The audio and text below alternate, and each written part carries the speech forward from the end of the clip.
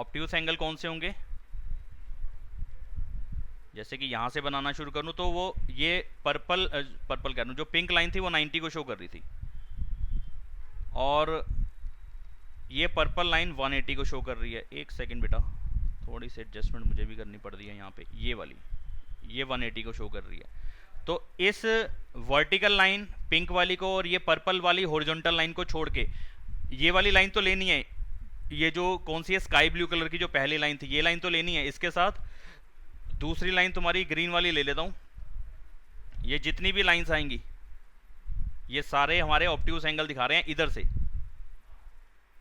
ठीक है, सारे ऑब्ट्यूज एंगल है। यानी कि अगर मैं दिखाऊं तो डायरेक्टली ऐसे दिखा सकता हूं, ये ऑब्ट्यूज एंगल है, ठीक है। स्ट्रेट एंगल एकदम सीधा 180 डिग्री का, यानी कि इस पॉइंट से ये वाली लाइन फिक्स लाइन थी, रिवॉल्विंग लाइन चलना शुरू हुई हुई हुई हुई हुई हुई और ठीक इसके सामने आ गई।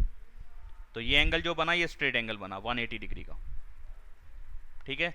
जो हमारा डी होता है, प्रोट्रैक्टर होता है, वो हमारा स्ट्रेट लाइन यानी कि 180 डिग्री को शो कर रहा होता है। रिफ्लेक्स एंगल कुछ इस तरीके से 180 से बड़े दिखाने पड़ेंगे। तो 180 तो सीधी लाइन थी, इस पॉइंट से ये सीधी लाइन ये 180 को शो कर रही थी, तो इससे बड़ा दिखाना पड़ेगा, यानी कि कुछ ऐसे। ये वाला एंगल जो है ये रिफ्लेक्स एंगल है, क्योंकि 180 से बड़ा है। 180 तक तो यहाँ तक हो गया, और 180 से भी नीचे जा रहा है, यानी कि ऐसे घूम के पूरा 180 को भी पार कर गया, तो फिर ये बड़ा हो गया 180 से। तो ये कौन सा एंगल हो गया? रिफ्लेक्स। ये वाला रिफ्लेक्स नहीं है, इधर का नहीं है रिफ्लेक्स, उधर का है, ऊपर वाला सारा, ये वाला है रिफ्लेक्स एंगल, ठीक है। और कंप्लीट एंगल तो बेचारा आपको कैसे होगा, ये फिक्स्ड लाइन और ये ऊपर ये ब्लू रिवॉल्विंग लाइन, इस बार मैंने ऐसे बना दिया, ये घूमी घूमी घूमी घूमी घूमी घूमी घूमी घूमी और वहीं आके स्टॉप कर गई, तो ये हो गया 360 डिग्री का, ठीक है। 360 दिखाना है तो ऐसे दिखाना पड़ेगा, और 0 डिग्री दिखाना है तो सिर्फ ऐसे दिखाना पड़ेगा। तो मैंने यहाँ पे कोई भी एंगल का मार्क करा ही नहीं कि यूं करा यूं करा यूं करा, कुछ भी नहीं करा ना, तो इसका मतलब ये 0 डिग्री एंगल है, 0 एंगल। बताया नहीं जाता, अलग से ऐसे समझा रहा हूँ। तो ये है हमारे कुछ जो ऑब्ट्यूज, जो उनकी कैटेगरी थी एंगल्स की, उनकी टाइप समझ सकते हैं आप कि acute angle, right angle, obtuse angle, straight angle, reflex angle and complete angle. Main जो कॉन्सेप्ट है समझने वाला, जो पॉइंट है समझने वाला, वो ये है कि हम ज़्यादा काम करेंगे लीनियर पेयर पे, ठीक है। तो उसके लिए कुछ और भी एंगल समझ लो। जैसे कि मैंने कहा कि अब दो लाइन सेगमेंट कहीं पे इंटरसेक्ट करती हैं, ठीक है। एक ये लाइन ले ली और एक मैंने ये वाली लाइन ले ली। ये दो लाइंस हैं जो आपस में एक पॉइंट पे इंटरसेक्ट कर रही हैं, L1 एंड L2, ठीक है। लाइन 1 एंड लाइन 2 दोनों एक पॉइंट पे इंटरसेक्ट करती हैं। जब वो दोनों लाइंस क्या होती है? जो स्ट्रेट चलती रहती हैं। अब स्ट्रेट का मतलब ऐसे नहीं होगा या हॉरिजॉन्टल या वर्टिकल, ये मीनिंग नहीं है स्ट्रेट का। स्ट्रेट का मीनिंग है कहीं पे भी वो मुड़ी नहीं, सीधी चलती जा रही है, ठीक है। तो सीधी चलती जा रही है मतलब सीधा ऐसे होना नहीं कि हॉरिजॉन्टली सीधा होगा या वर्टिकली सीधा होगा, आप ऐसे टेढ़ा भी ले सकते हो। ये कहीं पे टेढ़ी होती नजर तो नहीं आ रही ना, ऐसे भाई एक स्ट्रेट ही चल रहा है ना। अब ऐसे तो नहीं है ना कि ये लाइन ऐसे जाके ऐसे मुड़ गई, इसको कहेंगे टेढ़ी हो गई है। ये एक लाइन नहीं है, ये दो हैं, एक ये और एक ये दो लाइंस हैं, ये एक लाइन नहीं है। एक लाइन होती है जो कहीं पे भी मुड़े नहीं, सीधी ही चलती है, ठीक है। जैसे कि ऊपर पिंक वाली थी, नीचे जो है ये पिंक दो हैं, ये यहाँ पे जाके ऐसे घूम के फिर इधर सीधी जा रही है, तो ये सीधी लाइन नहीं है, ये दो लाइंस हैं, ठीक है। अगर आप उसको बढ़ा देते हो, लाइन सेगमेंट बोलना है, लाइन सेगमेंट बोल लो, इसमें कंफ्यूज मत होना कि लाइन बोल दिया लाइन सेगमेंट थी। हाँ चितेश क्या कहना है? सर मैं तो बस वही कह रहा था, वो तो दो लाइन भी नहीं थी, और आपने जो डायरेक्शन चेंज कर दी, ये देखो ना, दो रे हैं, ये लो वही तो इस पॉइंट से, ठीक है। और अगर मैं इस पे ये एक डॉट यहाँ डाल दूँ, एक डॉट यहाँ डाल दूँ, तो फिर ये लाइन सेगमेंट हो गई अभी, ठीक है ना। एक ये और एक ये, तो फिर ये एरो अगर मैं हटा देता हूँ, वो उसमें अभी ज़्यादा, अभी हमारा बहस का विषय ये नहीं है कि लाइन ही बोलना है या लाइन सेगमेंट ही बोलना है या रे ही बोलना है, उस पर भी कोई इतनी परेशानी वाली बात नहीं है, लेकिन मैंने ऊपर आपको बता दिया कि लाइन क्या होती है, लाइन सेगमेंट क्या होती है और रे क्या होती है। ये सबसे पहले मैंने यही क्लियर कर रहा है। लाइन जिसमें दोनों तरफ एरो बना होगा वो लाइन को शो कर रहा है, यानी कि दोनों तरफ वो बढ़ रहा है। लेकिन कहीं पे अगर मैं 2 डॉट डाल दूंगा इसके अंदर, तो फिर ये 2 डॉट वाला पॉइंट ही हम लेके चलते हैं, तो फिर इस टाइम पे इसको लाइन सेगमेंट ही माना जाएगा। ठीक है, ये लाइन सेगमेंट हो गया। जैसे कि ये 2 एंड पॉइंट्स आ गए, मेरे पास एंड पॉइंट दिख रहे हैं अब यहाँ पे, तो इतना पार्ट जो है लाइन सेगमेंट है। और ये दोनों एरो का मतलब हो गया लाइन चल रही है, ये दोनों तरफ एक्सटेंड कर रही है। रे का मतलब एक तरफ तो एंड पॉइंट नजर आ रहा है मेरे को, दूसरा एंड पॉइंट नजर नहीं आ रहा, दूसरी तरफ एरो है। और लाइन सेगमेंट मतलब दोनों तरफ एंड पॉइंट होगा, दोनों एंड पॉइंट्स मेरे को नजर आ रहे होंगे। तो फिलहाल चलो छोड़ो, यहाँ पे 2 लाइन ले ली। यहाँ पे अभी मेरे को एंड पॉइंट नहीं मालूम था, ये 2 लाइंस हैं और ये एक पॉइंट पे इंटरसेक्ट कर रही हैं। ठीक है, कर रही हैं। तो यहाँ पे अब मेरे पास 4 एंगल्स बन गए। देखो 1 2 3 एंड 4, ये 4 एंगल बन गए। ठीक है, एक ये है हमारा ब्लू वाला या स्काई ब्लू, जैसा भी जो भी कलर है अब इसको आप देख लेना, और एक है पिंक वाला इस तरफ, और एक ये वाला। ये 4 एंगल बन गए। एंगल इसको अभी एंगल रीड करना भी बताता हूँ अभी फ़िलहाल। तो अभी मैं फ़िलहाल नंबर पे काम करवा रहा हूँ। 1, ये 2, ये 3 और ये 4। नंबर आप कैसे भी डाल सकते हैं, अपनी चॉइस है आपकी, कहाँ 1 डालना है, कहाँ 2 डालना है, कहाँ 3, कहाँ 4। जरूरी नहीं है क्लॉकवाइज डालो, जरूरी नहीं है एंटी क्लॉकवाइज डालो, आप जैसे मर्जी पोजीशन पे एंगल अपनी मर्जी से डाल सकते हो। तो जब भी 2 लाइंस या 2 लाइन सेगमेंट एक पॉइंट पे इंटरसेक्ट करेंगी, ठीक है, कहीं ऐसी तुम्हारे को पिक्चर नजर आएगी, ये जो सामने है इस टाइम। तो यहाँ पे हमारे पास जो 4 एंगल बनेंगे ना, इन चारों में से 2-2 इक्वल रहते हैं। ठीक है, कौन से? ये ब्लू वाला और ये ब्लू वाला इक्वल रहेगा, ये पिंक वाला और ये वाला पिंक वाला इक्वल रहेगा। ये कौन से हैं? Vertically opposite angle. तो एंगल 1, एंगल पिंक वाले से पिंक वाला लिख देता हूँ। तो एंगल 2 यहाँ पे एंगल 4 के इक्वल होगा, और एंगल 1 एंगल 3 के इक्वल होगा। ये दोनों क्या रीजन पे इक्वल रहेंगे? वर्टिकली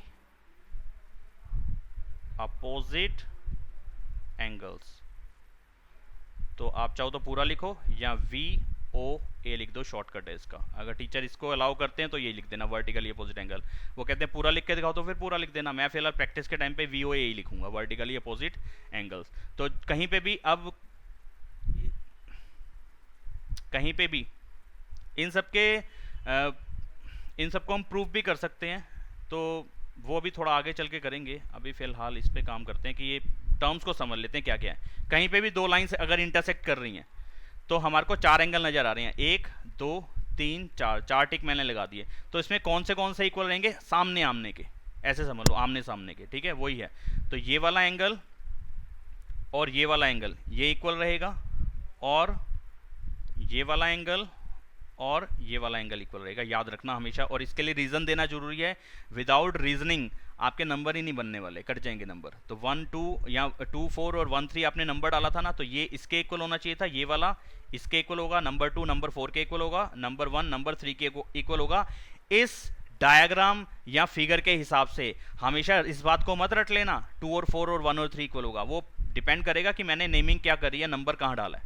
ठीक है, तो सामने आमने के इक्वल रहेंगे, ये रीजन रहेगा वर्टिकली अपोजिट एंगल। ठीक है, एक ये बात समझिए आपने। अच्छा, एक होता है इसके अंदर लीनियर पेयर भी समझाना है, एक एडजेसेंट एंगल समझा देता हूं पहले।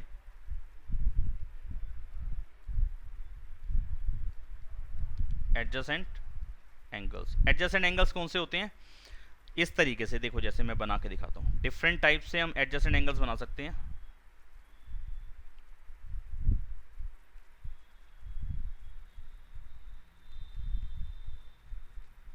तो यहां पे 2 एंगल बने, एक ये बना एंगल 1 और एक ये बना एंगल 2। तो पहले ऐसा करते हैं, एंगल को रीड करना भी सीख लेते हैं, और वो रीड करना ना यहाँ सीखते हैं, थोड़ा सा इस जगह पे सीखते हैं, इसके बाद स्पेस बनाना सही रहेगा। एंगल को रीड करना सीखते हैं पहले। देखो मैंने एक एंगल बनाया ये, ठीक है। तो ये हम इसको फिक्स लाइन बोलते हैं। बार बार ऐसे लिखने की जरूरत नहीं कि फिक्स लाइन है वो रिवॉल्विंग लाइन है, ऐसा कहीं पूरी बुक में आपके कहीं दिया नहीं है। ठीक है, ये फिक्स लाइन है, ये रिवॉल्विंग लाइन है, और ये जो पॉइंट है जहाँ पे दोनों फिक्स्ड लाइन या फिक्स्ड रे, जो भी आप समझना चाहते हैं। साइड ज़्यादा बढ़िया रहेगा, हम इसको साइड पढ़ें, fixed side and revolving side. ठीक है, ये साइड जहाँ पे इंटरसेक्ट करती है या जहाँ पे मीट करती है, इस पॉइंट को बोलते हैं वर्टेक्स। इसको क्या बोलते हैं? वर्टेक्स। ठीक है, कोना, जैसे मर्जी आप समझ लो इसको, लेकिन आपने क्या बोलना है? वर्टेक्स ही बोलना है। तो ये वर्टेक्स है। ठीक है, अब यहाँ पे अगर मैं पॉइंट्स के नाम दे दूँ, इस पॉइंट को दे दूँ मैं P, इस पॉइंट को दे दूँ मैं T, और इस पॉइंट को दे दूँ मैं S, तो इस एंगल को हम कैसे रीड कर सकते हैं?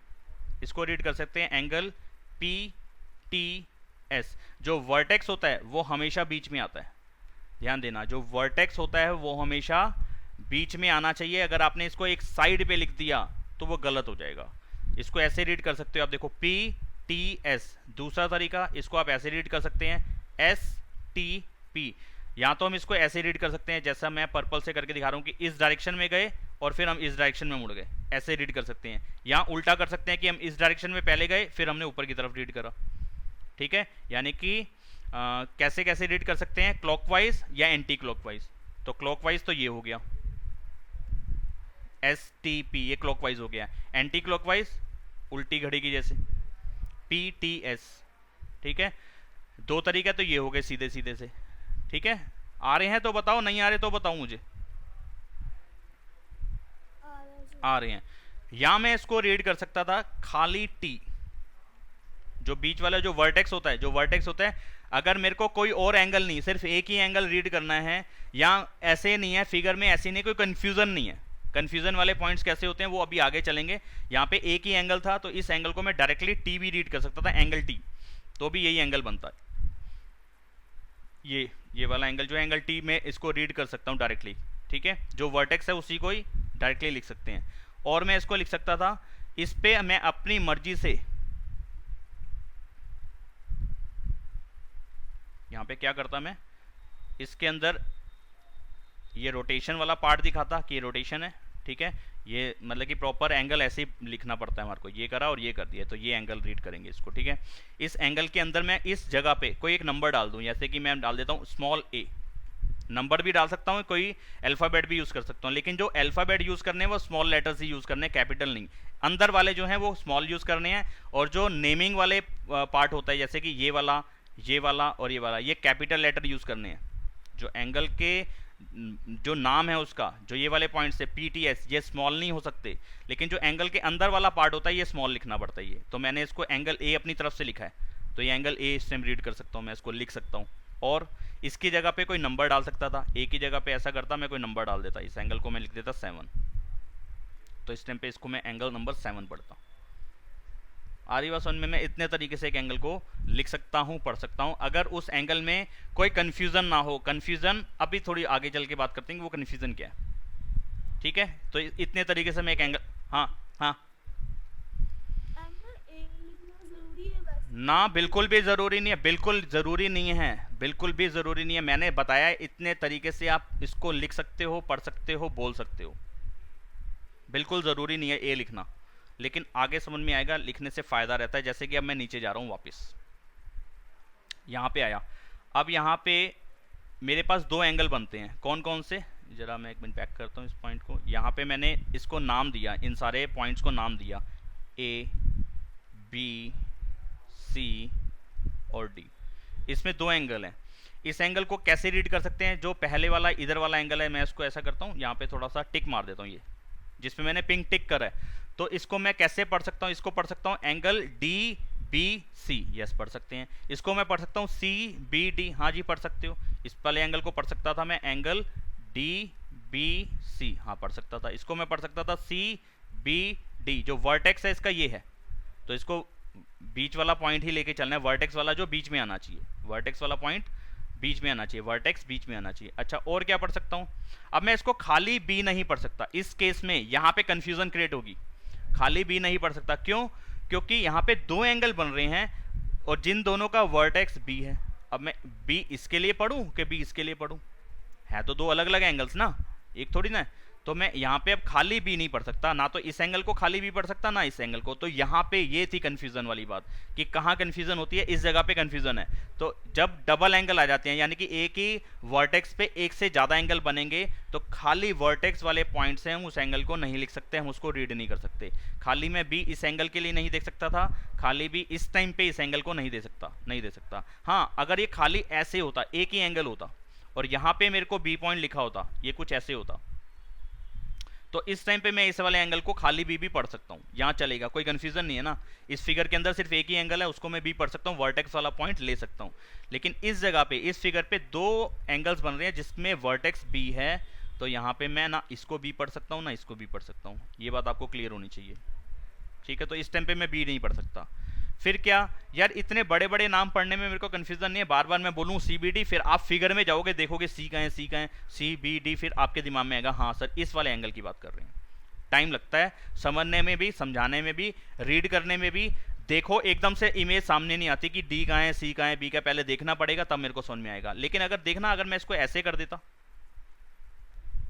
इस वाले एंगल को अपनी मर्जी से नंबर डाल देता 1 और इस वाले एंगल को नंबर डाल देता 2। अगर मैं बोलता एंगल 1 देखना, 1 सेकंड से पहले तुमने देख लिया कि एंगल 1 कहाँ पे है, 1 सेकंड लगेगा, सिर्फ फिगर पे आए, एक नंबर देखा, हाँ तुम्हारे को पता चल गया इस एंगल की बात कर रहे हैं।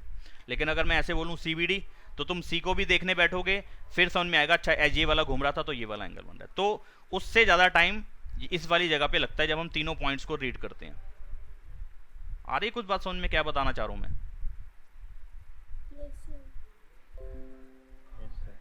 एक सेकेंड।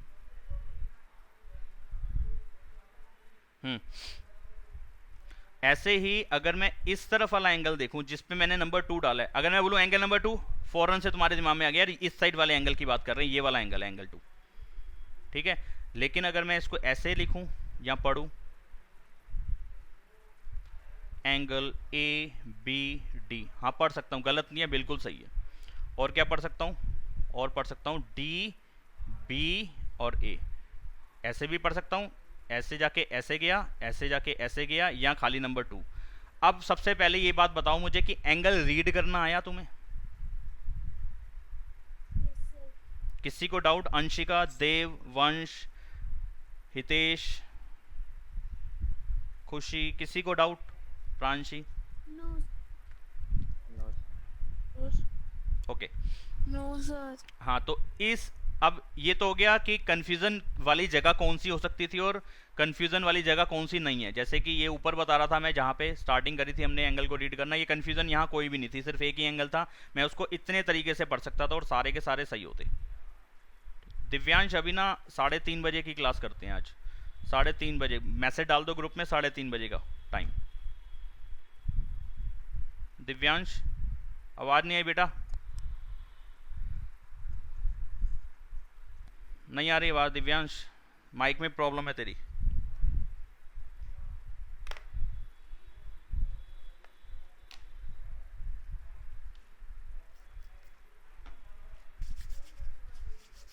दिव्यांश बेटा 3:30, हाँ 3:30 का टाइम। चलिए, तो ये मैं इतने तरीके से एक एंगल को लिख सकता था, समझ सकता था।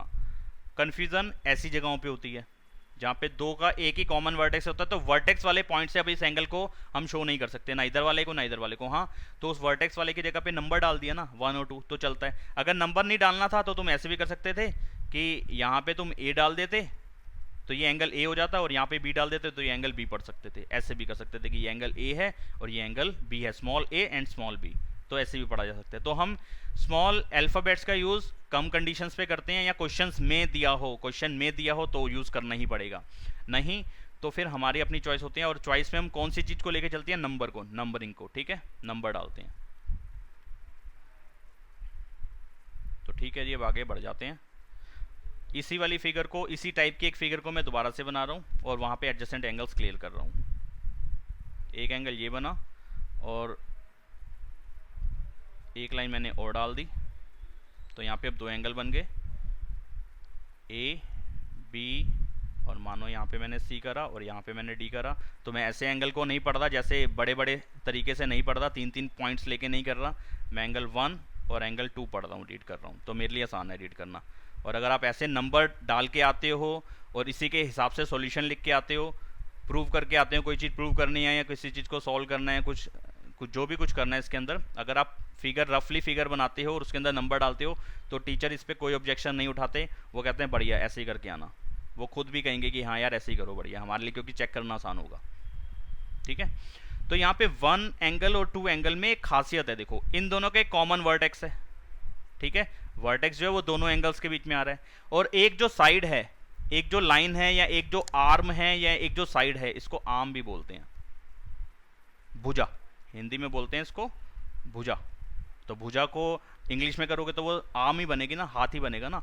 तो एंगल का एक हाथ ये है और एक हाथ ये है, यानी कि एक एंगल है ना, तो एक हाथ तो उसका ये है और एक हाथ उसका ये है, आर्म है उसकी। ठीक है, तो अगर एक साइड, ऐसे बोल देता हूँ एक साइड, अगर एक साइड ये वाली साइड देख रहे हो जिसपे मैं बड़ा सा सर्कल सा डाल रहा हूँ ऊपर, ये वाली साइड दोनों एंगल्स के अंदर कॉमन है, इसके अंदर भी आ रही है ये वाली साइड, इस वाले एंगल में भी आ रही है और इस वाले एंगल में भी आ रही है, और एक वर्टेक्स कॉमन है। ठीक है, तो अगर किसी दो ट्रायंगल्स के अंदर एक वर्टेक्स कॉमन हो और एक साइड उसकी कॉमन हो, ठीक है, तो वो क्या होते हैं, एडजेसेंट एंगल्स होते हैं। एडजेसेंट एंगल्स आप समझ लो साथ साथ वाले। ठीक है, हम साथ साथ हैं तो ये है एडजेसेंट एंगल। तो ये एंगल इससे कह रहे हैं हम दोनों साथ साथ चिपके हुए हैं, इसलिए हम क्या हैं, एडजेसेंट एंगल्स। तो ये क्या है, एडजेसेंट एंगल्स, ये दोनों। ठीक है, ये होते हैं एडजेसेंट एंगल्स। अब ये एडजेसेंट एंगल्स कितने कितने तरीके के बन सकते हैं जी, आप इनको ऐसे भी बना सकते थे, एक ये बना दिया और दूसरे वाला एंगल एक ऐसे बना दिया, तो यहाँ पे ये और ये भी होते हैं एडजेसेंट। ठीक है, और इसको ये वाली लाइन यहाँ ना लेके तुम यहाँ ले सकते थे ऐसे, तो इस टाइम पे ये दोनों भी एडजेसेंट एंगल्स बनेंगे, ये वाला और ये वाला पूरा, क्योंकि इन दोनों के अंदर वही बात आ रही है कि ये वाला वर्टेक्स कॉमन है और ये वाली आर्म दोनों के अंदर कॉमन आ रही है। ठीक है, तो समझ में आता है ना, ये वाली जो साइड है या आर्म है, जैसे मर्जी आप पढ़ लो, ये दोनों एंगल्स के अंदर कॉमन है, इसके अंदर भी आ रही है और इसके अंदर भी आ रही है। और सॉरी ये वाली नहीं, गलत बोल गया मैं, ये वाली इसके अंदर भी आ रही है और इसके अंदर भी आ रही है, क्योंकि मैंने मार्क ऐसे करा है ना, एक एंगल ये वाला बताया और एक एंगल ये वाला बताया, तो इस एंगल में भी ये वाली साइड आ रही है और इस एंगल में भी ये वाली साइड आ रही है। ये वाली साइड के लिए तो मुझे ये वाला एंगल लेना पड़ता। तो कंफ्यूज मत हो, अभी फिलहाल इसको मैं हटा ही देता हूँ, ज़्यादा कंफ्यूजन हो रही है तो। वैसे बना भी रहने देना चाहिए था, क्या दिक्कत है, बना रहने देता हूँ, कोई दिक्कत नहीं है। तो ये एडजेसेंट एंगल है 1 और 2, और यहाँ पे अगर मैं नंबर डालूंगा तो 3 और 4 ये भी एडजेसेंट एंगल्स है। एंगल 4 ये पूरा है और एंगल 3 ये पूरा है। ठीक है,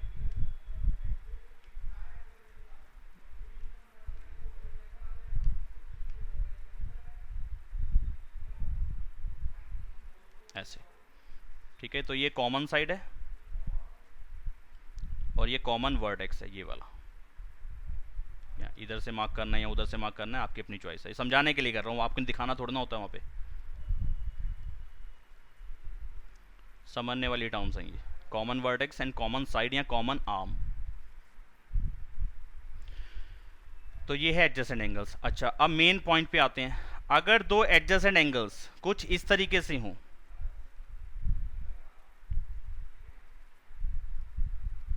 एक एंगल तो मैंने ये बना दिया और दूसरा मैंने ये बना दिया। ठीक है, और ये दोनों कुछ हमारे को कुछ ऐसा प्रतीत हो रहे हैं, ऐसा लग रहा है, या ऐसा हम प्रूव कर पा रहे हैं, या क्वेश्चन में कुछ ऐसा हिंट है, ये सारी बातें सुन लो क्या कह रहा हूँ, कि जहाँ पे मुझे ये पता चले कि ये वाली लाइन और ये आगे ब्लू वाली लाइन, कौन सी थी, ब्लू थी, पिंक थी, तो मैं नाम भूल जाता हूँ कलर के, ये है कौन सा कलर है, ये ब्लू, लाइट ब्लू, एंड आगे कौन सा है, पिंक। ये light blue and pink colour की जो दोनों अलग अलग इधर जा रही थी, एक रे इधर जा रही थी और एक रे इधर जा रही थी, लेकिन ये देखा कि ये दो अलग अलग रे नहीं है, ये एक ही लाइन का हिस्सा बन रहे हैं, यानी कि ये पूरा का पूरा एक ही लाइन बन जाए, ऐसा लगे, ऐसा पता चल जाए मुझे कि एक लाइन है। यानी कि अगर मैं ए यहाँ डाल दूँ, ओ यहाँ डाल दूँ और बी यहाँ डाल दूँ, और कुछ ऐसा लिखा हो ए ओ बी, या A O B is a line ऐसे लिखा हो, या लिखा हो A B is a line, दोनों का एक ही मीनिंग है। अगर ऐसे लिखा हो या ऐसे लिखा हो, तो इसका मतलब है कि ये दोनों एंगल्स क्या हैं, इसमें जो भी एंगल्स बन रहे हैं वो कितने डिग्री होंगे, एक लाइन का मतलब है कि उस पर जितने भी एंगल बन रहे हैं उनका सम कितना होगा, हमेशा 180 डिग्री। एक लाइन का मतलब क्या होगा, जो भी एंगल बन रहा होगा वो कितना होगा, 180 डिग्री। लेकिन यहाँ पे कितने एंगल बन रहे हैं, यहाँ पे दो एंगल बन रहे हैं, एक एंगल ये वाला और एक एंगल ये वाला। तो जब भी दो एंगल का सम 180 डिग्री हो, दो एंगल का सम 180 डिग्री हो, तो ऐसी कंडीशन में उन दोनों एंगल्स को बोलते हैं हम लीनियर पेयर। ठीक है, क्या बोलते हैं उसको, लीनियर पेयर। तो यहाँ पे एंगल 1 ये था, एंगल 2 ये था, आपकी चॉइस है किसको नंबर क्या डालना है। समझाने के लिए मैं अभी फिलहाल यहाँ डाल रहा हूँ। तो यहाँ पे हम लिख सकते हैं कि एंगल 1 और एंगल 2 का सम, दोनों का सम, एंगल 1 प्लस एंगल 2 किसके इक्वल होगा, 180 डिग्री के। और रीजन क्या डालेंगे, लीनियर पेयर। पेयर का मतलब दो, और लीनियर का मतलब एक लाइन के ऊपर एक पेयर बन रहा है, किसका, लीनियर पेयर ऑफ एंगल्स, ऐसे भी लिख सकते हैं। पूरा लिखने की जरूरत नहीं रहती, लीनियर पेयर ही लिख देते हैं खाली इसको। ठीक है, ऑफ एंगल या एंगल्स लिखने की जरूरत नहीं रहती, यहाँ पे लीनियर पेयर ही लिख देना आप भी। हाँ, वो टीचर अगर स्कूल टीचर अलाउ करते हैं तो एलपी भी लिख देना खाली। ठीक है, वो लिक्विड पेट्रोलियम ना समझने लगे ना, नहीं समझते, लीनियर पेयर ही समझते हैं। ठीक है, तो अगर दो एंगल एक स्ट्रेट लाइन पे हो या उन दोनों का सम मैं किसी तरीके से बता पा रहा हूँ 180, तो उसके लिए रीजन क्या आएगा, लीनियर पेयर। ठीक है, आ रही बात समझ में, बोलो बात समझ में आई है कि नहीं आई है। अच्छा चल, अच्छा अब ऐसा करते हैं, कुछ क्वेश्चंस ले लेते हैं। अब जो बातें बतानी थी मैं बता चुका हूँ, एडजेसेंट एंगल्स बता दिया, लीनियर पेयर ऑफ एंगल्स बता दिया, वर्टिकली अपोजिट बता दिया, और सब कुछ बता दिया। बाकी ये कौन सी हैं, इंटरसेक्टिंग और पैरेलल लाइंस, नॉन इंटरसेक्टिंग को पैरेलल बोलते हैं। एंगल्स एडजेसेंट बता दिए, तो बाकी पैरेलल के अंदर जितनी प्रॉपर्टी, पैरेलल की फिर सेकंड एक्सरसाइज के अंदर आएंगी प्रॉपर्टीज। अभी फर्स्ट एक्सरसाइज पे पैरेलल लाइंस का कोई पंगा नहीं है। 6.1 पे आते हैं, फर्स्ट क्वेश्चन लेते हैं।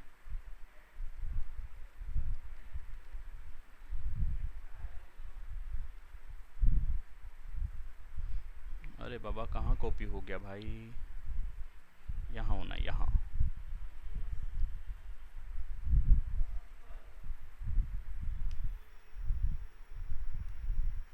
बड़े ध्यान से समझना, इंटरेस्टिंग क्वेश्चंस हैं और बड़े मज़ा आएगा करने में। इंटरेस्टिंग तो मज़ा तो आएगा ही। इन फिगर 6.13, ये फिगर है जी हमारे पास, ये 6.13 फिगर है। तो एक सेकंड का टाइम दो मुझे ताकि मैं इस पर कुछ काम कर सकूं। हाँ, तो इसके अंदर देखो कितने एंगल्स है, पहले तो एंगल्स पढ़ते हैं कितने हैं, 1 2 3 4 और 5 एंगल्स हैं इसके अंदर। ठीक है, टोटल इस फिगर के अंदर 5 एंगल्स हैं, मैंने यहाँ पे नंबर डाल दिए अपनी मर्जी से। ठीक है, अब वो कहते हैं बाबू जी कि लाइन ए बी, अब दो लाइन आ गई, जब भी लाइन वर्ड आ जाए, जब भी लाइन या लाइन सेगमेंट लाइन वर्ड आ जाए, तो उसके ऊपर अगर एक पॉइंट है, अगर उसके ऊपर कहीं एक पॉइंट है, तो उससे जितने भी एंगल बनेंगे, जितने भी एंगल बनेंगे इस पॉइंट, इस लाइन के ऊपर जितने भी एंगल बनेंगे, इन सबका सम कितना रहेगा, हमेशा 180। लेकिन यहाँ पे अगर पेयर वाली प्रॉपर्टी बतानी है, वैसे तो स्ट्रेट लाइन बता देना तो भी चलता है। अगर टीचर कहते हैं जी लीनियर पेयर वाली प्रॉपर्टी को ही लगा के दिखाओ, तो फिर हमें यहाँ पे जितने भी एंगल होंगे उनको पेयर में कन्वर्ट करना पड़ेगा। ठीक है, तो अभी करते हैं, क्वेश्चन समझ में आएगा तब।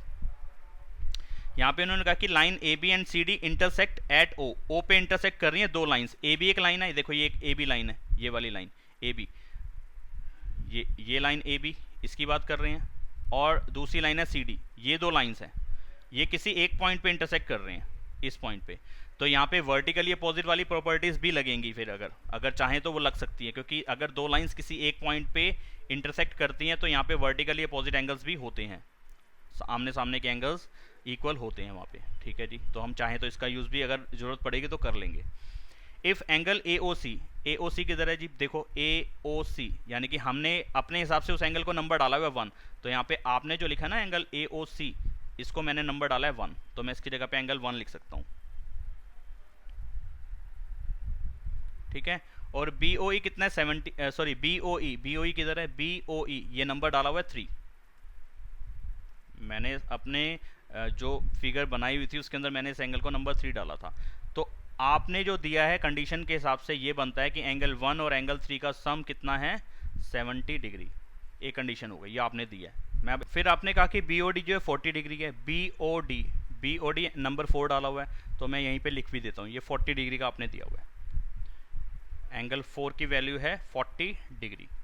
ठीक है, अब पूरे क्वेश्चन को आपके जो भी क्वेश्चन था उसमें मैंने अपने हिसाब से जो नंबर डाले थे उस पर काम करना शुरू कर दिया है। ठीक है, अब आप क्या फाइंड करने को बोलते हो जी? बी ओ ई को फाइंड करना है, तो आपने कहा है कि फाइंड करो, फाइंड बी ओ ई। बी ओ ई देखना कहाँ है, बी ओ ई कहाँ पे है, ई ई नंबर 3, नंबर 3, खाली नंबर 3 को फाइंड करना है, एंगल 3 को।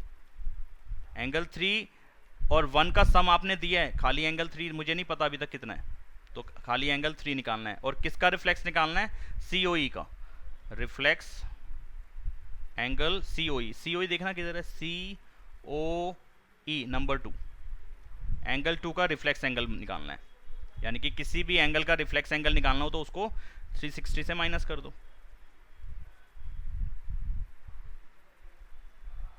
ठीक है जी, अब काम करते हैं जरा। सबसे पहली बात है कि मुझे एंगल 3 निकालना है, कैसे करें देखना है जरा। 1, 2 और 3 ए भी एक स्ट्रेट लाइन है, जरा ध्यान दो, पहले सुनो सारे जने, जिसको आता है वो भी वेट करेंगे, जिसको नहीं आता वो तो सुनेंगे ही सुनेंगे। ज्योमेट्री में एक खासियत है कि इसमें क्वेश्चंस क्या है, मैं अलग अलग तरीके से कर सकता हूँ।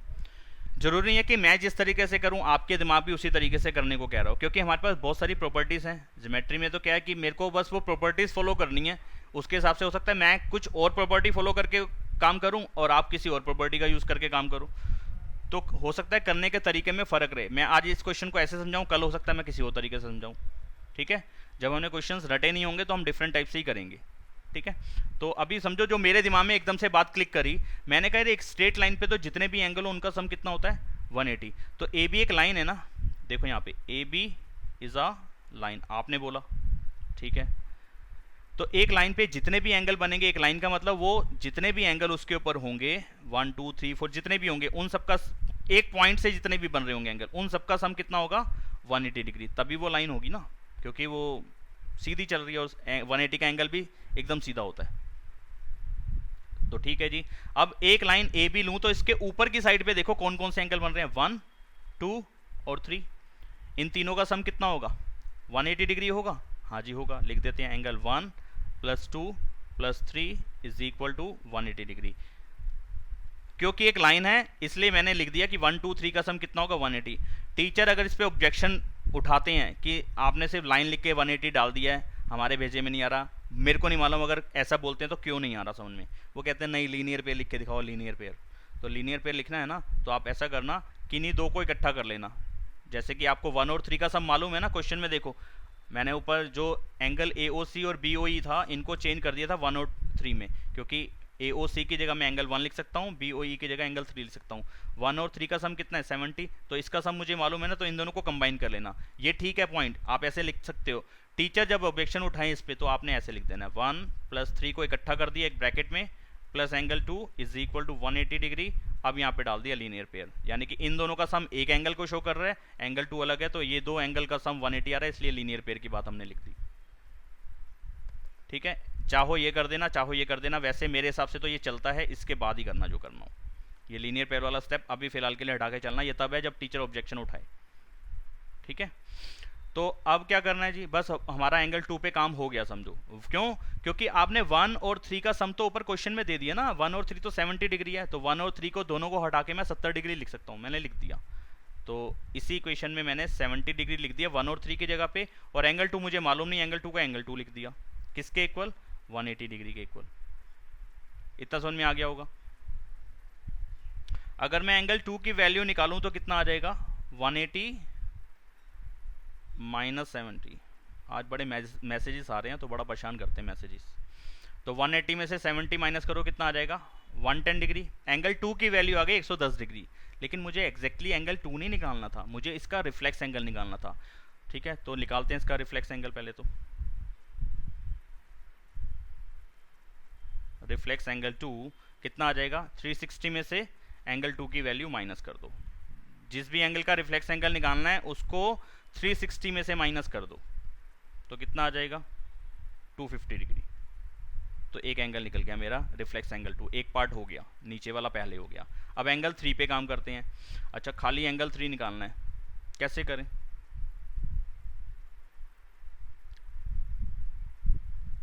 हम्म,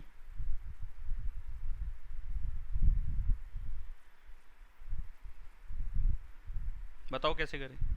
सर हम्म, angle 4 is equal to angle 1 और 40 plus angle 3 is four equal one के टू इक्वल क्यों है? 70। फोर वन के इक्वल क्यों है? Sir vertically opposite angle. ठीक बात, ठीक बात, ऐसे कर सकते हैं। और कुछ भी कर सकते हैं क्या?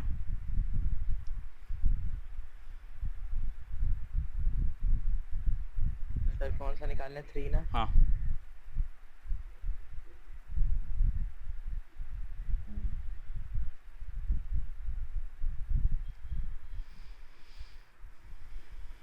हो चुका है, सही बता दिया उसने,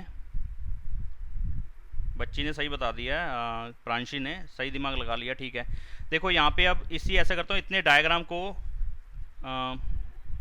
कॉपी करना है मुझे। अब मैं कैसे काटूँ इसको यहाँ से? किसी को बड़ा करके दिखाना चाह रहा था। चलो फिलहाल ये वाली इमेज यहीं से दोबारा, इतना पार्ट कॉपी होगा नहीं, कटेगा नहीं है। तो ठीक है, यहीं पे समझ लो। देखो यहाँ पे ये पर्पल लाइन ले रहा हूँ मैं, पर्पल पेन ले लिया। देखो ज़रा ध्यान से, ये एक लाइन थी, ध्यान देना ज़रा, ये एक लाइन थी और एक लाइन ये थी। ये दोनों लाइंस इस पॉइंट पे इंटरसेक्ट कर रही हैं। हाँ जी, कर रही हैं। तो ये वाला एंगल और ये वाला एंगल कौन से एंगल्स होंगे? ये वर्टिकली अपोजिट एंगल्स होंगे। 4 की वैल्यू आपने दे रखी थी 40 डिग्री। अगर मैं 2 पॉइंट बैक करूं, हाँ, तो यहाँ पे एंगल 4 लिखा हुआ है। ये वाला एंगल और ये वाला एंगल कौन से होंगे? वर्टिकली अपोजिट होंगे, एंगल 4 और एंगल 1।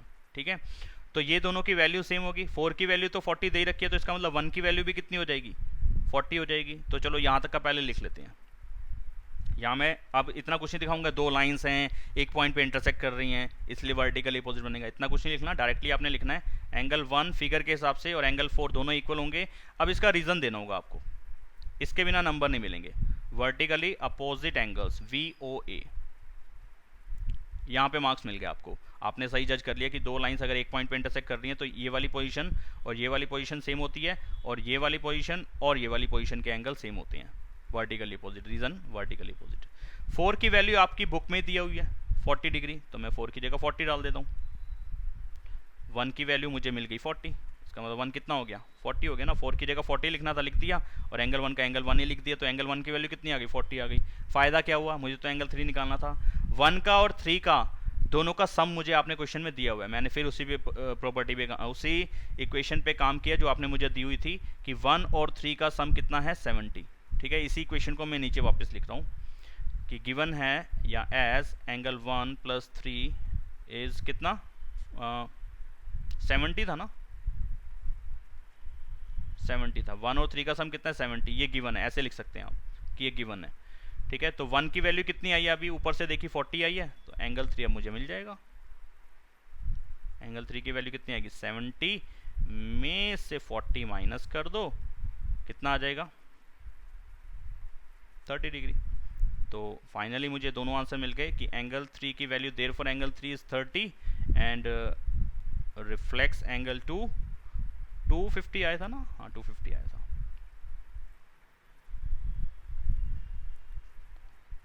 ये है तरीका इसको करने का। अब लग रहा होगा सर ने वो बहुत बड़ा लिख दिया, हमारे स्कूल में अगर कराया था तो 2 लाइनों में ख़त्म करा दिया था या 3 लाइनों में ख़त्म करा दिया था। लाइनों को मत देखना, समझने को देखना, कॉन्सेप्ट को देखना क्लियर हुआ कि नहीं हुआ, क्योंकि मेरी आदत है मैं खुल के समझाता हूँ। ठीक है, तो मैं शॉर्टकट कम यूज़ करता हूँ, खुल के समझाने में मैं प्राथमिकता देता हूँ उसको। प्रायोरिटी, मेरी फर्स्ट प्रायोरिटी है कि भाई आपको भेजे में आए सही से, मैं टाइम जितना मर्जी भले लगे। तो समझ में आया फर्स्ट क्वेश्चन? अच्छा, दूसरा वर्टिकली अपोजिट यहाँ पे बनता तो कौन सा बनता? देखना जरा। इसको दूसरे तरीके से बताऊं कैसे कर सकते थे? यहाँ ऊपर करके दिखाता हूँ। यहाँ मैं हटा दूंगा, चाहे तो मैं लिखा भी रहने दूंगा, आप चाहोगे तो देख लेना जैसा चाहते हो सकता है आपको वो लगे सर ने। हाँ बेटा, एंगल 2 + 3 इक्वल टू एंगल 5। हाँ ऐसे भी लिख सकते थे, ये सही बोला आपने। देखो, तो मैं उसी पे काम कर रहा हूँ। देखो, लीनियर पेयर एक दूसरा बन रहा था नीचे की तरफ, एंगल 4 + एंगल 5। मैं ऊपर लिख रहा हूँ, इस फिगर को देखते रहना। 4 + y कितना है? 5 नॉट y। 4 और 5 का सम भी कितना होगा? 180 डिग्री होगा ना। रीजन लीनियर पेयर, क्योंकि ये एक लाइन के नीचे बन रहे हैं, बन तो एक लाइन पे रहे हैं ना एंगल।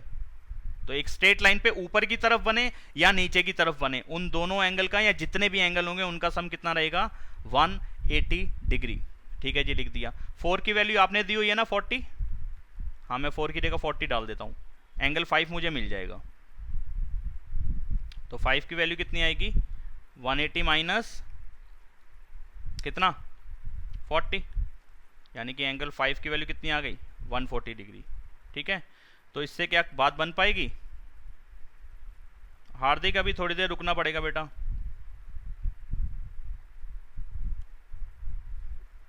हार्दिक अभी थोड़ी देर के बाद। हाँ क्या कह रहा था मैं, एंगल 5 की वैल्यू आ गई 140। क्या मुझे 2 और 3 के बारे में कोई मालूम है? 2 और 3 का सम कुछ मालूम था या 2 मैंने निकाल लिया था? हाँ 2 अभी निकाल लिया था, इसके बाद का बता रहा हूँ। एंगल 2 मुझे मालूम है ना 110 डिग्री का, ये निकाल लिया हुआ था, इसके बाद ही हम काम कर रहे थे। तो ये देखो जरा, वही पर्पल लाइंस को वापस से ले रहा हूँ कि एक लाइन ये थी एक लाइन ये थी, इन दोनों पे एक पेड़ तो मैंने यूज कर लिया, अभी दूसरा ये वाला नहीं कर सकता था मैं? ये वाला एंगल पूरा जिसमें 2 एंगल आ रहे हैं और एक ये वाला एंगल, इन दोनों का सम भी कितना रहता, मतलब कि ये दोनों भी क्या रहते हैं, आमने सामने वाले क्या रहते, इक्वल रहते।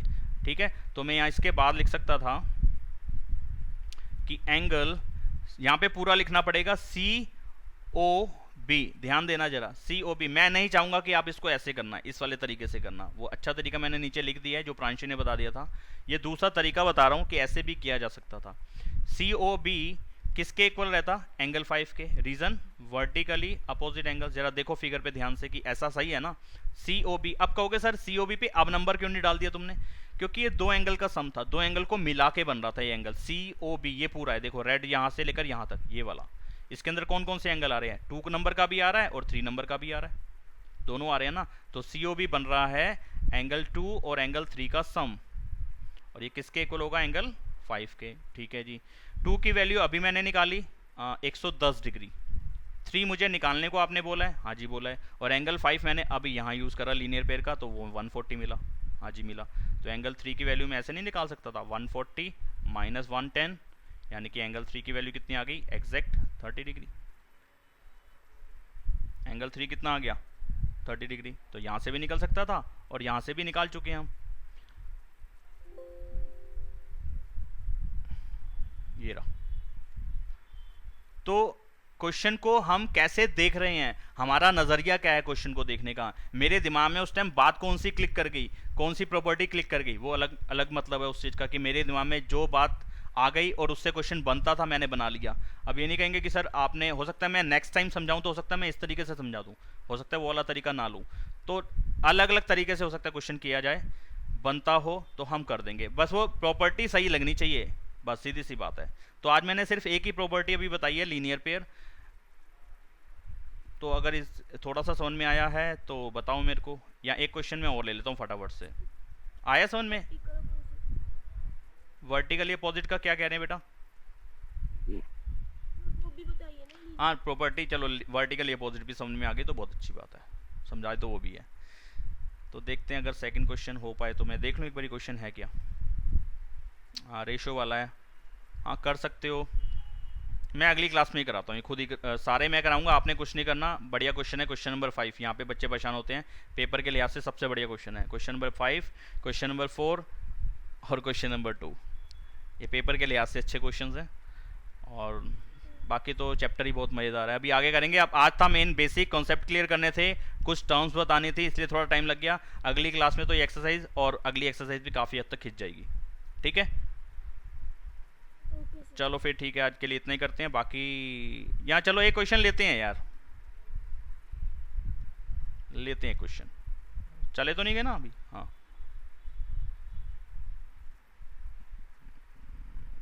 दूसरी क्लास के बच्चे वेट कर रहे हैं यार, क्या करें।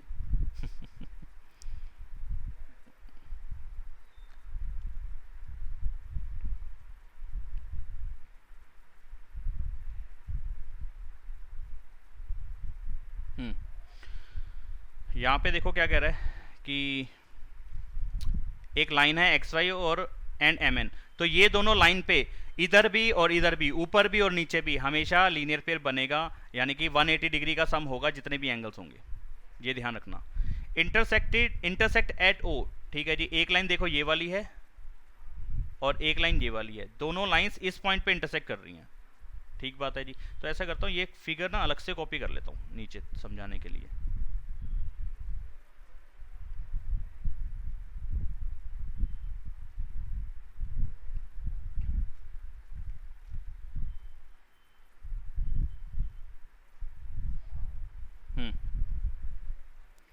अब इन्होंने कहा कि ये दोनों लाइंस, एक ये वाली लाइन और एक ये लाइन, दोनों लाइंस इस ओ पॉइंट पे इंटरसेक्ट कर रही हैं। हाँ जी, नज़र आ रहा है हमें।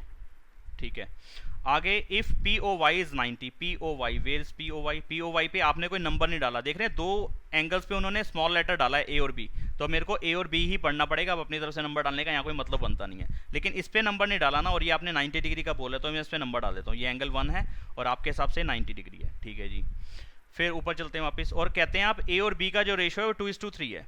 ए और बी एंगल की जो रेशो है, ए और बी का जो रेशो है वो 2:3 है। 2:3 है ना? यस, 2:3 है। तो सी को फाइंड करो। अच्छा जी, इंटरेस्टिंग क्वेश्चन है। तो अब मैं इस क्वेश्चन को भी 2-3 तरीके से समझ में आ रहा है मेरे को, तो मेरे को जो अभी पहले क्लिक करिए बात वो उससे करते हैं। तो सबसे पहले मेरा काम होगा कि मैं ए और बी की जो रेशो दे रखी है, रेशो का मतलब समझ में आता है? क्या होता है रेशो का मतलब? Yes sir. क्या होता है? ए और बी की जो रेशो है वो 2:3, इसका क्या मतलब हुआ?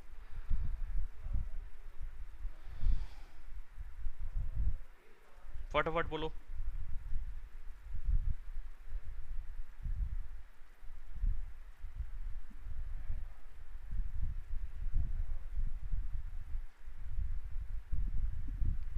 बताओ बेटा बताओ। रेशो का मतलब होता है जैसे कि अगर ए की वैल्यू 20 डिग्री है और बी की वैल्यू 30 डिग्री है, तो ए और बी को जब मैं डिवाइड करूंगा तो कटने के बाद क्या आया? ऊपर 2 आया और नीचे 3 आया, तो ये कितनी रेशो हो गई? 2:3। तो ये होती है रेशो, कटने के बाद जो वैल्यूज आती हैं ये होती है रेशो। लेकिन रेशो कभी भी एग्जैक्ट वैल्यू नहीं होती। क्या मैसेज आया कोई? अच्छा, आपकी आवाज़ नहीं आ रही, चलो कोई बात नहीं। ये एग्जैक्ट वैल्यू हो भी सकती है, लेकिन ज़रूरी नहीं है कि एग्जैक्ट वैल्यू ही होंगी।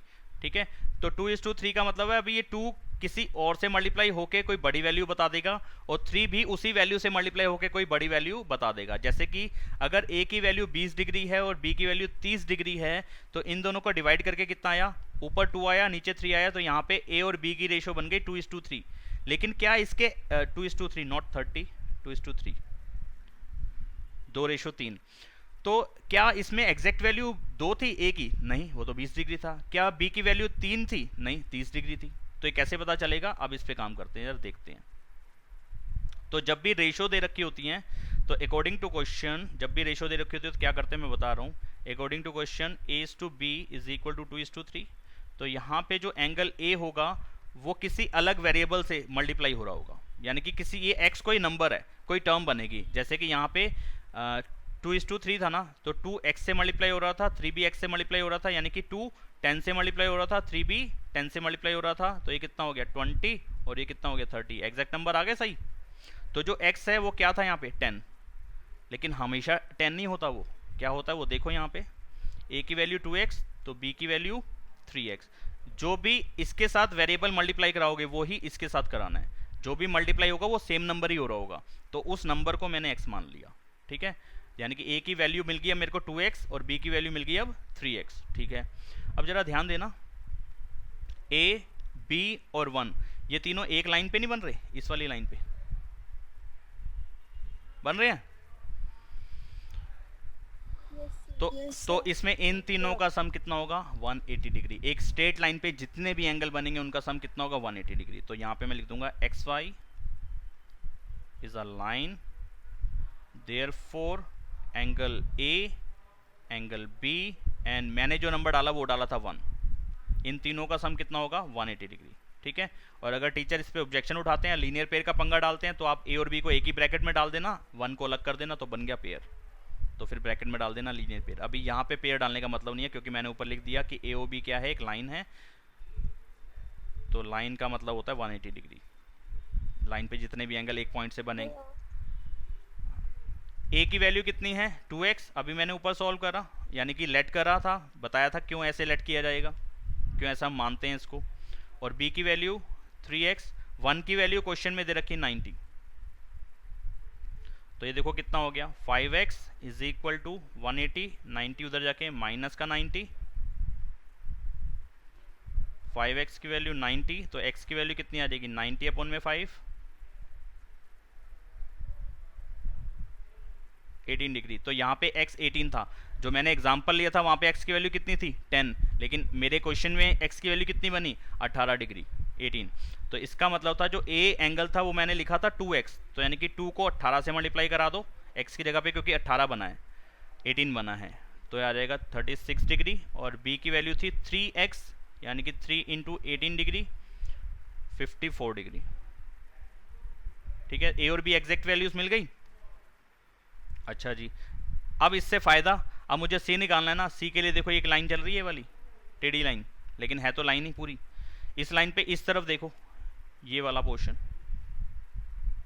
ये एक लाइन के ऊपर का पूरा पोर्शन आ रहा है ना, तो इसमें जो भी एंगल होंगे उनका सम भी कितना होगा 180 डिग्री। वो कौन से एंगल्स हैं देख लेते हैं। वापस से रेड करता हूँ मैं इसको, b और c। तो कौन सी थी ये, XMN। यहाँ पे हम लिखेंगे MN is a line, therefore angle A और एंगल C का सम भी कितना होगा 180 डिग्री। सॉरी, B और C। ज़्यादा टाइम हो गया यार, आज दूसरी क्लास में पंगा। B की वैल्यू कितनी अभी निकाली 54 डिग्री, ये रही B की वैल्यू, और C अब मुझे निकालना था, अब निकल जाएगा।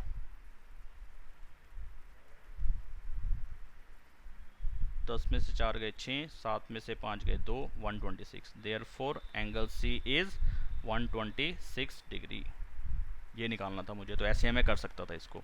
अब यहाँ पे फिर कहोगे चल लंबा हो गया, ये सब स्टेप्स हुए, ये कैलकुलेशन के 3 स्टेप्स, ये दिखाने की ज़रूरत नहीं थी, आपके स्टेप्स बच जाते। ठीक है, तो टाइम लगेगा, एग्जाम्पल्स भी लेने पड़ेंगे, तभी क्वेश्चन समझ में आएंगे, तभी आप आगे एक्स्ट्रा क्वेश्चंस के लिए तैयार हो पाओगे। ठीक है, तो आज के लिए इतना ही, परसों की क्लास में मिलते हैं, तब तक के लिए बाय बाय, अपना ध्यान रखो।